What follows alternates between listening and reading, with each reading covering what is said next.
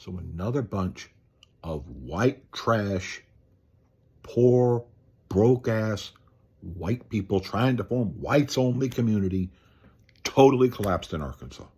It was supposed to be this great thing, whites only. Totally went to dog meat. And it failed because they didn't have the skills. They tried to go up there and they tried to get government money, and they can't get the government money because they completely have no talent. And it was so funny to listen to black people, and the link to the video below, talking about it. So I want to add my little white speech to this. Let me explain to you something. Gather around here, white people. So if you are a dumb, poor white boy or girl, you got to listen to this. If you are uneducated, poor, and white, time to learn from history. Here's the simple truth. The Civil War and the whole thing of the, one portion of the institution of slavery was this. Dumb, poor, white people were serfs, indentured servants on white plantations, working sometimes fairly close to the black slaves. And these dumb, poor white people were given the beginnings of what always this has worked for centuries before that. It's very simple. When owning slaves, and you need to be able to do that basically racially, how you have to tell your serfs, your dumb poor of your race, when you're owning the other one, is you need to tell those dumb poor white people that they're one rung a little bit higher than the slave. That they're somehow a little bit better. Maybe it's their skin is white or something, anything that has them believe that they're not quite the slave, when the truth is, you're worse than that. You are. Because here's what's happened. Inside of the Civil War, let's just be very clear about this. The group that never really went to war from the South were the large slave owners. You know who they had go fight? Dumb, poor white serfs who went out there and fought. And these were a bunch of ignorant people who fought for these causes because they had to believe that they were one rung higher. And so a whole institution is set up around teaching to the poor white people, to the poor dumb white person, that you're a little higher. And that was created, for example, creating inside of their interpretation of the Bible, where they said that black skin was the mark of Cain. So you weren't the mark of Cain, even though you were really working at really the level, fairly close to the level of the slave. And then they went and fought. And they went and fought for the natural order of things. And they went to fight in the ground, to fight the Civil War, to fight for slavery. But here's the truth. You know one of the biggest factors that led to the victory of the Civil War? It's because the Union Army recruited black former slaves. Roughly 1 out of every 5 Union soldiers were black. It was the time of the highest number of Medal of Honor winning by African American soldiers in American history. These are the bravest soldiers that existed, because no one wants to kill the slave owner And the people that are enforcing the will of the slave owner, which, by the way, were the poor, dumb white people, were enforcing their slavery. They were the enforcers because they needed to feel one step better.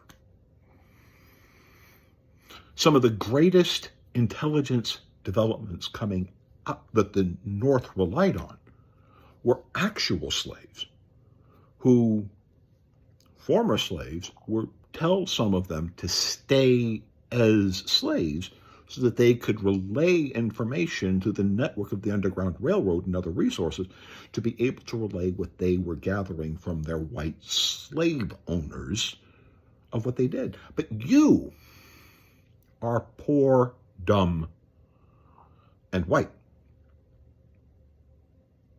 What happened to your town? Well, you wanted, first of all, to get a lot of people to be very angry with you, right? People like myself, right? And black people. And black people just didn't. Because we know what you want. You want people to pay attention to you and get reactive to you. No, not going to happen. Because you were always going to screw up. Why? Because you don't understand the value of community. You don't even have community. Because you find value being a racist shitbag. You find value in whites only and how the world responds. And you probably do it for clicks and tweets and things of that nature. Maybe the person who came up with the idea has a bunch of YouTube followers. Yeah, how much you got when you went over there? Who owned the land? Who bought the land that you went on? Because that really was the only thing that had any value. You know what would have value if it managed to even modestly succeed? The guy who owned the land, not you. So who owned the land? Who was the person who would really benefit? Who was the person who was calling in those clicks? You see, that person was the plantation owner. And if you went over there, let me just tell you what you are.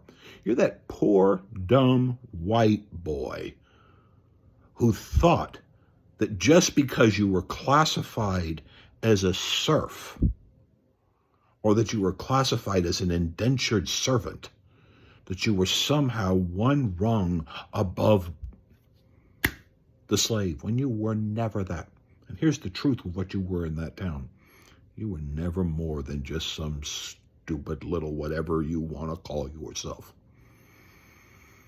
Whatever you think you're using to call, the racial slur you use of a minority, whatever you think about the racial minorities and all that stuff, that's you. That's what he sees as you. That's what the plantation owners saw for the people who went out there and died. The North played patty cake and, rules of order and that sort of stuff, while, the rich Northerners came over and watched the battles until they started getting the freed slaves. And the freed slaves started teaching people like Grant and others, you can fight this war and we'll fight it for you. Because the honest truth is, no one fought like freed slaves. No one did the hard grunt work like freed slaves. No one fought as long. No one marched harder into the fray of bullets than freed slaves. But you know what? All those serfs died. Even when it was clear that the war was over.